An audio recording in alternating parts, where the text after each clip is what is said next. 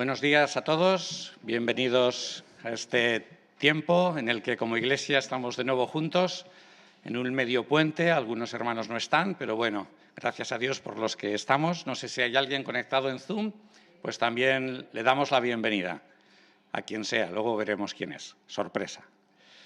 Muy bien, hermanos, pues vamos a iniciar este tiempo con el Señor. Vamos a pedir su bendición para esta reunión. Padre, de nuevo nos hemos despertado un día más de vida que nos das. Gracias por ello.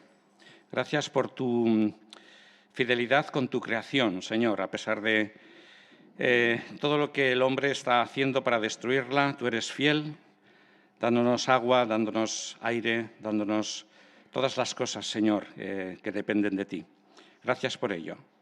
Pero aquí estamos reunidos de nuevo para darte muchas gracias, especialmente por tu salvación en Cristo Jesús. Señor, eso es lo que realmente nos motiva a estar aquí, al haberte conocido, al haber visto, Señor, tu gracia y misericordia hacia cada uno de nosotros. Y de nuevo juntos, como Iglesia, aquí en otros lugares, tu pueblo se reúne para adorarte y bendecirte. Que tú seas glorificado y nosotros bendecidos una vez más. En tu nombre, amén. Muy bien, pues como nadie se ha quejado, nadie me ha dicho nada, yo voy a seguir con el tema de la piedad.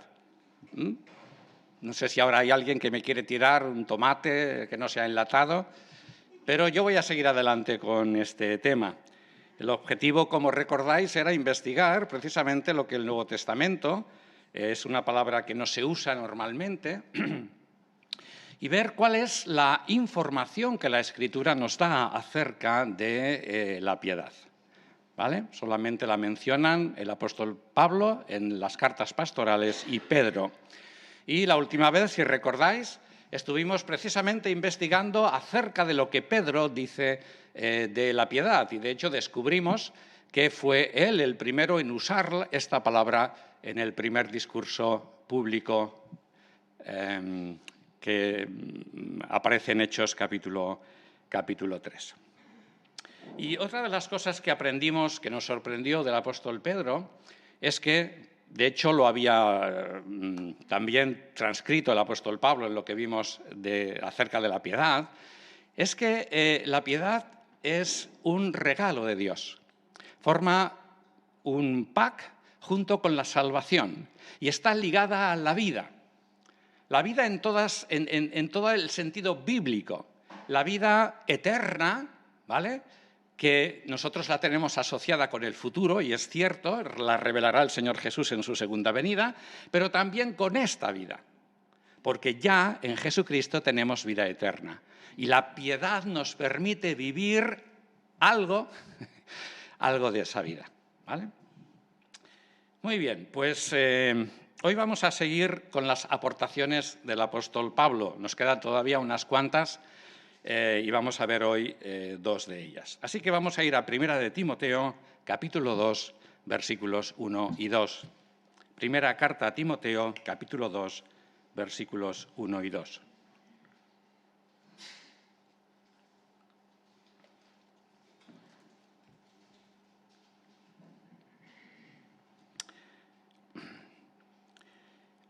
Exhorto, pues, ante todo, que sean hechas peticiones, oraciones, súplicas, acciones de gracias por todos los hombres, por los reyes y por todos los que están en eminencia, a fin de que podamos vivir tranquila y sosegadamente con toda piedad y dignidad u honestidad, según la versión que usemos.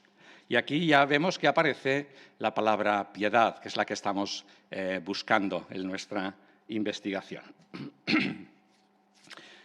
Fijaos que el apóstol Pablo aquí la trae a colación en el contexto del mecanismo de comunicación, vamos a decirlo así, que cada cristiana y cada cristiano tenemos con Dios. ¿Cuál es ese mecanismo de comunicación? ¿Quién lo sabe? La oración, lo acabamos de leer. Muy bien, la oración. Cuando nosotros hablamos al Dios y Padre de nuestro Señor Jesucristo, sabemos, ¿qué sabemos? que nos oye, muy bien. Creo que voy a seguir así durante el mensaje, así que vais a participar hoy en esta mañana. ¿Nos escucha? Sí, Señor. Si no, la oración no tendría sentido. ¿Pero por qué oramos? Porque sabemos que hay alguien ahí detrás, no sabemos muy bien cómo, no lo podemos explicar, pero que nos escucha. Fijaos que este mecanismo de comunicación es algo muy sencillo de hacer. Es simplemente decir algo a Dios, ¿no? Y toda la Biblia nos da testimonio de que este medio de comunicación, con la dimensión espiritual, que insisto es muy simple, porque es simplemente hablar a Dios, pues funciona. Porque precisamente en el otro lado hay alguien con la capacidad suficiente de escucharnos, escuchar lo que decimos. Y ese es, como digo, el Dios y Padre de Jesucristo. Y es precisamente en este marco en el que el apóstol Pablo usa una palabra un tanto fuerte. Os exhorto. Una palabra más suave sería os ruego, ¿vale? Pero no. Pablo dice os exhorto, ¿no? Y esto, para poner una idea, es como si coges a alguien de la solapa y dices, oye, entérate bien de lo que te estoy diciendo, ¿vale? La exhortación es una palabra fuerte, por así decirlo, ¿no? Y el apóstol Pablo nos coge de la solapa y nos dice, os exhorto a hacer algo que humanamente hablando podríamos decir que sería poco eficaz. Fíjate que no dice evangelizar a la gente, que hay que hacerlo, ¿vale? Eso lo diríamos nosotros. ¿Qué hay que hacer? Evangelizar a la gente. Amén. Pero Pablo no dice eso. Dice orar a Dios, un momento, que sean hechas peticiones, oraciones, súplicas, acciones de gracias por todos los hombres, por los reyes y por todos los que están en eminencia. Es decir, por la gente que nos rodea y muy especialmente por los cargos públicos que nos gobiernan, que sus decisiones afectan, como muy bien sabemos, a la vida social de toda la sociedad. Y entre ellos, por supuesto, los cristianos, porque estamos en medio de esta sociedad. Y, como digo, aquí el apóstol Pablo hace algo que no suele hacer normalmente, y es reforzar digamos, la oración, por así decirlo, ¿no? Y usa toda una serie de sinónimos que en realidad son sinónimos de la oración con matices distintos, ¿no? Pero habla de peticiones específicas, ahora habla de oración, habla de súplica, habla de acciones de gracia, ¿no? De acciones de gracias por ellos. ¿Y cuál es la finalidad? Porque se ora con un objetivo. ¿Qué se quiere buscar? ¿Qué se quiere lograr con esta intercesión por los hombres y por los seres humanos y especialmente por los gobernantes? Pues hay una finalidad muy definida. Nos dice el apóstol Pablo, permitir que Dios intervenga en alguna manera en ellos para que sus decisiones, para que sus gobiernos contribuyan ¿a qué? A estar en paz. ¿Estar en paz has dicho? ¿Qué has dicho? A estar en paz, claro que sí, gracias. Eso es lo que dice el texto. Menos mal que estamos siguiendo el texto. Vaya, hombre. Muy bien, esa es la idea. A que podamos vivir en paz, de forma, dice el texto, tranquila, de forma sosegada, en medio de la sociedad. No solamente esto es un bien para nuestros conciudadanos, para que la gente viva en paz, sino también nosotros como cristianos, para que podamos ejercer la piedad, esta es la palabra que estamos buscando, ¿verdad?, en el contexto, y la honestidad dignamente en la vida social. Esto es curioso, porque la perspectiva que nosotros tenemos especialmente de la política y de nuestros gobernantes, no sé lo que opinas tú, no es demasiado buena. Para nada, para nada. No voy a entrar en detalles, porque yo quiero que nos centremos en lo que la Escritura nos dice, en el reto que el apóstol Pablo nos está poniendo delante en esta mañana. Una manera sencilla de influir en la sociedad, de bendecir a nuestros conciudadanos, de hacerles bien, es la de orar a Dios por ellos. Pero muy especialmente, y el apóstol Pablo lo subraya, por aquellos que tienen los poderes de decisión gubernamentales, que, como ya he dicho, sus decisiones y sentencias afectan a toda la sociedad, en la cual estamos también los cristianos. Ya hemos notado la contundencia del apóstol Pablo en esta exhortación, ¿verdad? Pero además, como digo, ya lo he dicho antes, él usa todos estos términos que no usa normalmente cuando habla de la oración. Y ya sabéis que el apóstol Pablo habla de la oración en muchas de sus cartas, ¿no? Solamente lo hace en una ocasión. Vamos a verlo, Filipenses capítulo 4 y versículo 6. Filipenses capítulo 4 y versículo 6.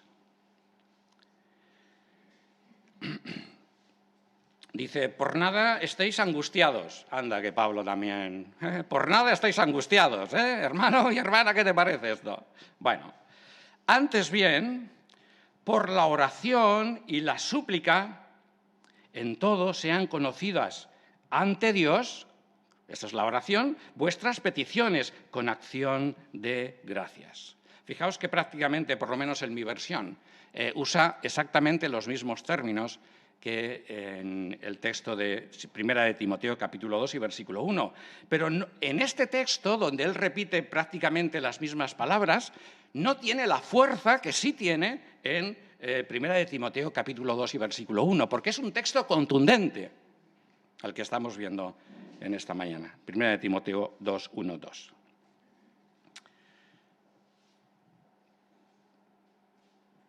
¿Por qué el apóstol Pablo es así de contundente sobre la necesidad de orar a Dios por los gobernantes de las naciones?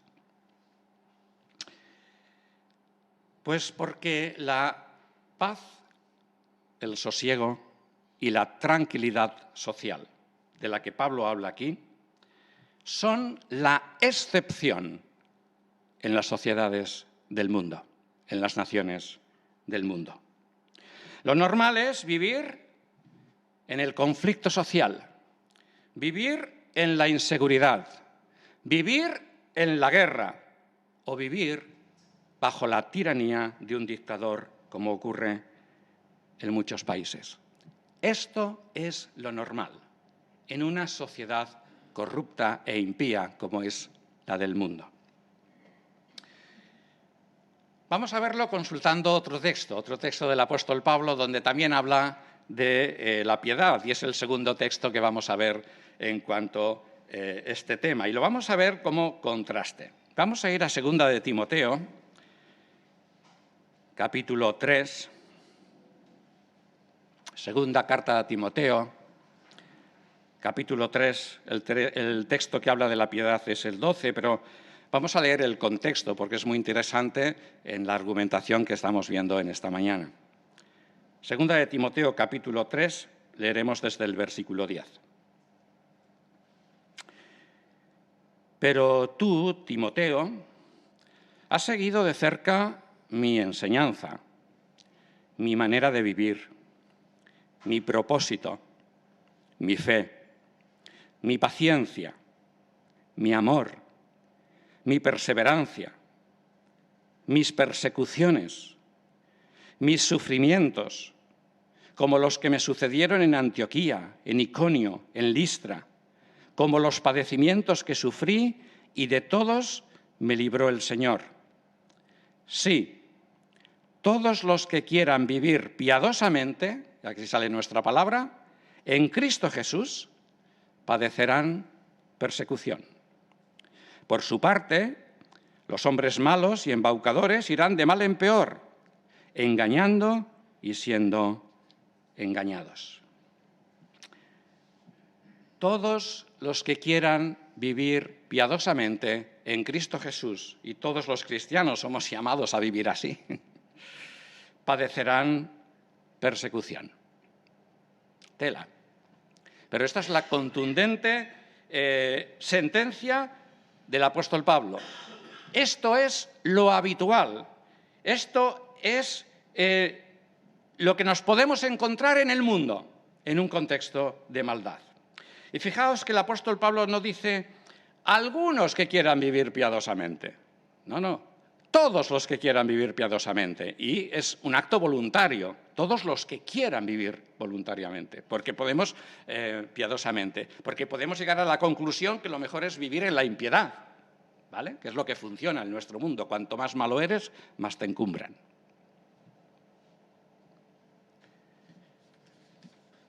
No algunos, sino todos, sin distinción, que quieran vivir una vida de piedad, padecerán persecución. Y como digo, esto es lo normal, esto es lo habitual en un contexto de impiedad y de maldad en el que se desarrolla nuestra vida diaria en la tierra. Y el apóstol Pablo se pone como ejemplo de persecución y de sufrimiento. La frase de todos me libró el Señor no se refiere a que le libró de experimentar sufrimientos y padecimientos, ¿vale? Que a veces nuestro subconsciente nos hace malas jugadas cuando leemos la Biblia deprisa y corriendo. No le evitó la persecución y el sufrimiento. Le dio la fuerza para resistirla, que es diferente. Eso es lo que quiere decir nuestro texto. Resistió hasta aquí. Pese a ellos, el Señor le dio fuerzas para sufrirlos y resistirlos.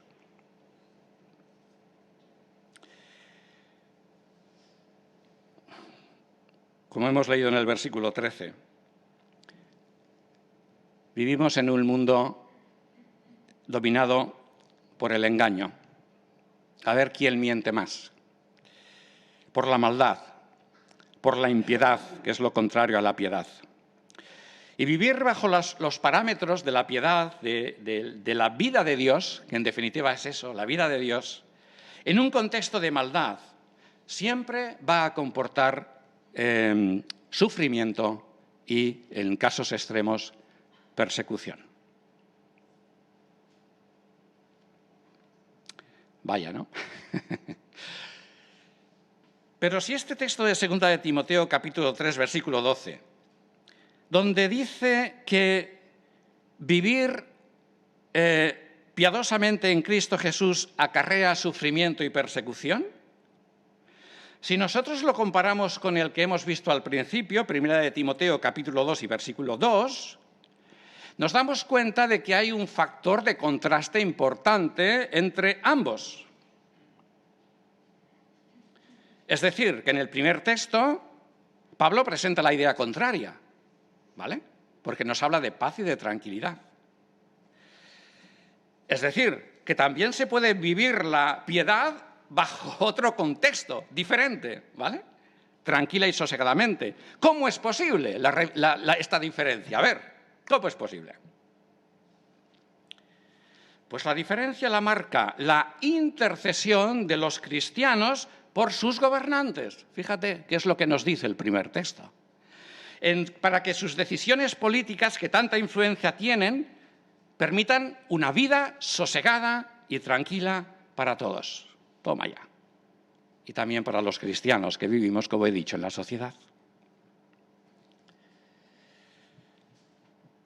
Por este motivo agradezco a Albert que cada jueves nos traiga nombres de políticos de España por los que orar por ellos. Normalmente son un par, ¿no? Y, obviamente, la intención es presentarlos al Señor para que les dé sabiduría y ética en la parte que les corresponde a ellos para gobernar en nuestro país y también para que el Señor les dé oportunidad de salvación. No sé si hay más hermanos en España que oran por este tema, pero nosotros sí que lo tenemos por norma, por lo menos los jueves en nuestra reunión de oración. Para que en el cielo, para que en el otro lado se escuchen los nombres de estas personas, que es de lo que se trata cuando nosotros oramos a Dios y queremos interceder por alguien.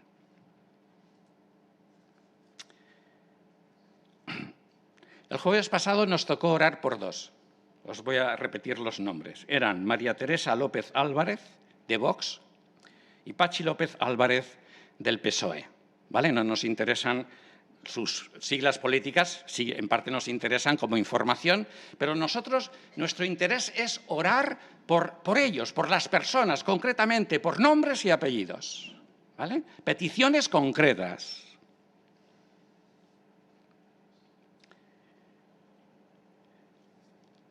Ninguno de los que estábamos en la reunión de oración, incluido yo, oramos por ellos. ¿Vale? Yo suelo llevar un registro y pongo X y... ¿no? Es curioso que hay temas, como nosotros decimos, ¿no?, que ponemos delante de los hermanos para orar, y hay temas que repetimos una y otra vez, y bum, bum, y bendice a tal, bendice a tal, bendice a tal, bendice a tal, ¿no? Y curiosamente, cuando los políticos, bueno, a veces puede pasar que no tomemos nota y no nos acordemos de los nombres. A mí me pasa, y como me pasa, me traigo una libreta y me los apunto, porque si no se me olvidan, ¿vale? Pero curiosamente, cuando a los políticos los solemos olvidar, casi cada jueves, ¿vale? Si se ora una vez por ellos, pues bueno, ya hemos ganado. Pues hermanos, debiera ser el tema estrella de nuestras oraciones y de nuestras intercesiones si queremos que realmente haya resultados para conseguir la paz social.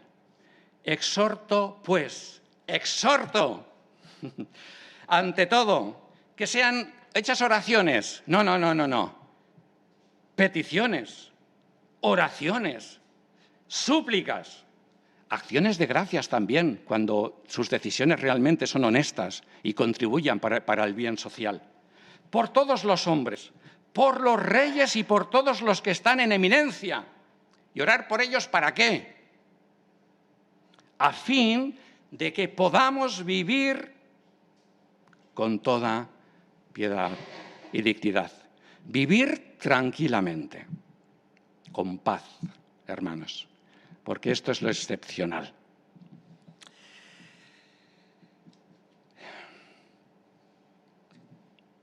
Fíjate qué manera de influir en nuestra sociedad tan sencilla. Orar, orando por nuestros gobernantes para que podamos vivir con tranquilidad. Porque si no lo hacemos, la codicia, la corrupción y la maldad que hay en ellos y en las sociedades del mundo y en nosotros también, si no nos ponemos bajo el control del Espíritu Santo, pues corromperán las relaciones, como ya sabemos que ocurre en el mundo, ¿verdad?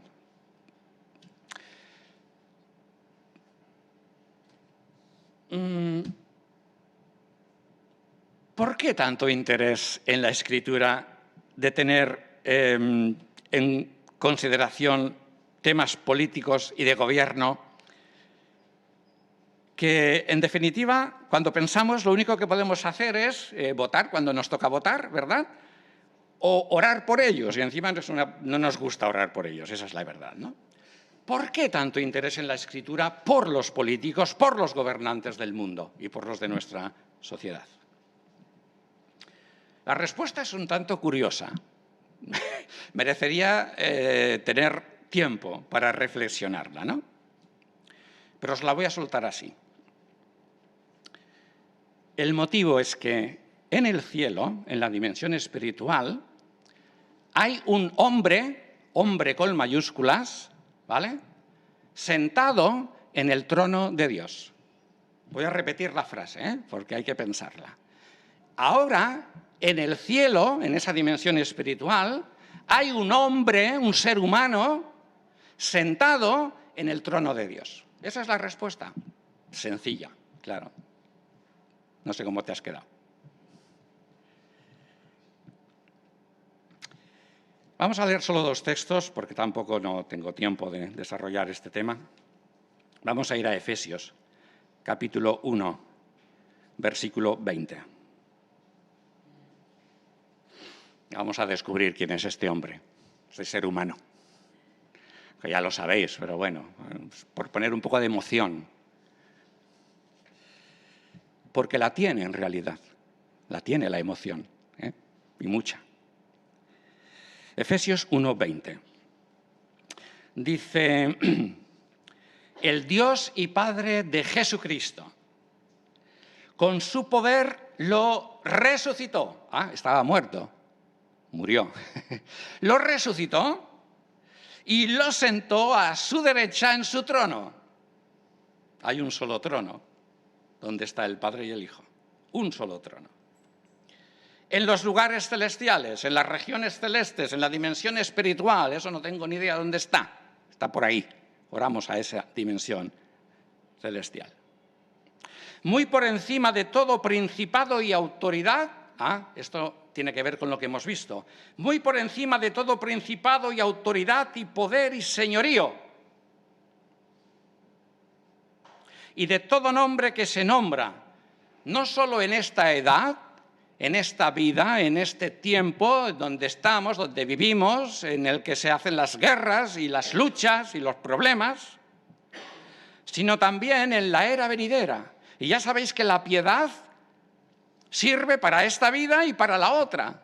Es lo que nos enseñó el apóstol Pablo desde el principio. Yo no sé si estás siguiendo estos estudios o no te interesan, pero la piedad nos habla de las 2 vidas, ¿vale? Y este hombre está relacionado con las 2 vidas, esta edad y la venidera. Y sometió todas las cosas debajo de sus pies, de los pies de este hombre. Y lo dio por cabeza sobre todas las cosas a la Iglesia. Vaya, es nuestra cabeza encima, porque la Iglesia es su cuerpo. Aquí está el cuerpo de Cristo, la plenitud de aquel que está completando todas las cosas en todos. Este hombre, que es Jesucristo, tiene la máxima autoridad sobre toda la otra autoridad. ¿Vale? Vamos a ver otro texto. Apocalipsis, capítulo 1 y versículo 5 y 6. Particularmente este texto a mí me impacta, ¿no? Siempre que lo leo, porque todavía la revelación de Jesús en toda su gloria Juan no la ha visto, ¿vale? Eso viene automáticamente después. Pero ¿qué se dice de este hombre? Apocalipsis 1:5. Y de Jesucristo, testigo fiel.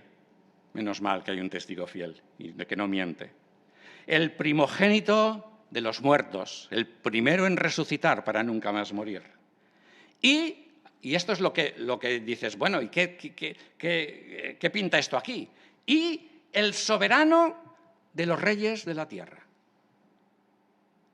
Esta es la frase que, nada más empezar los primeros versículos del Apocalipsis, te encuentras con esto. El soberano de los reyes de la tierra. ¿Qué significa esto? Pero ¿no es Biden el que tiene el control del mundo? No, por encima de Biden está el Señor Jesucristo. Pero ¿no es Putin el que está ahí metiendo jaleo? Por encima de Putin está el Señor Jesucristo. No es que haya alguien por encima de él, sea el soberano. ¿Macron? ¿Pedro Sánchez o el rey Felipe? ¿Quién está por encima de ellos? ¿Quién tiene toda la autoridad sobre ellos? Cristo, claro que sí. Por eso tiene tanta importancia el tenerlos en oración por la enorme responsabilidad que tiene gobernar un país, porque hay alguien por encima de ellos que les va a pedir cuentas, que es el soberano de los reyes de la tierra. Y la historia bíblica ya nos lo dice, ¿verdad? Cómo acabará un faraón, Nabucodonosor, Belsasar, incluso Herodes y Pilato, que tuvo delante a este hombre, que resulta que tenía ciertamente más autoridad que Pilato y el César. El soberano de los reyes de la tierra, al que nos ama, hermanos, al que nos ama, y nos libertó de nuestros pecados con su sangre, que es lo que de nuevo vamos a recordar en esta mañana. Nos liberó de nuestros pecados con su sangre y nos hizo un reino. Vaya, nos hizo un reino. Interesante esta frase, habría que dedicarle un poquito más de tiempo. ¿Sabes que nosotros vamos a gobernar el mundo futuro? ¡Qué sorpresa! Por eso es tan importante la piedad en este mundo. El cómo manejamos nosotros en un contexto de maldad la vida eterna. Es responsabilidad también, ¿vale? Un reino, sacerdotes para su Dios y Padre. A Él sea la gloria y la soberanía otra vez, la soberanía por todos los siglos. La obra de la salvación realizada por Cristo Jesús en la cruz, por medio de su muerte y su resurrección, tiene repercusiones no solamente para el ahora. De hecho, tú y yo, si estamos aquí, somos fruto de esa obra de salvación. Si no, estaríamos en la calle, estaríamos en las fiestas de la Mercè, ¿no? Y su obra y la realidad de su persona, como veremos en la última sesión de la piedad, que es una sorpresa, y realmente va a ser una sorpresa, el Señor Jesucristo ahora está sentado en el trono, en el cielo. Y una de sus funciones es la de ser el jefe supremo del universo. Y toda autoridad tiene que estar sujeta a la autoridad de Jesús, el gobernante por excelencia. Sabemos que no lo está. Sabemos que todos estos personajes hacen lo que quieren. Ellos se atribuyen la autoridad para declarar la guerra o para manipular a la gente o para lo que sea, ¿no? Lo que ocurre en nuestro mundo. Pero todo aquel o aquella que ejerce algún tipo de gobierno en la tierra tendrá que dar cuenta al soberano, al jefe supremo, al Señor Jesucristo, aquel que en realidad diseñó el universo y diseñó todas las cosas.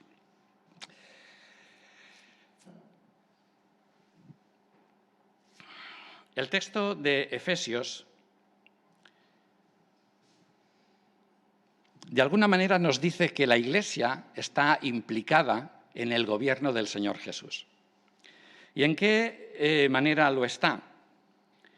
Pues lo está en tal como acabamos de ver en 1 de Timoteo, capítulo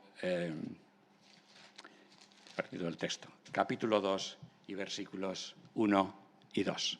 Nuestra manera de influir en el gobierno de nuestro país, especialmente, que es el que nos interesa, el que más de cerca nos toca, es el de hacer peticiones, oraciones, súplicas, acciones de gracias por todos los hombres, por los reyes y por todos los que están en eminencia, a fin de que podamos vivir, hermanos, que podamos vivir tranquilamente y sosegadamente, con toda piedad y honestidad.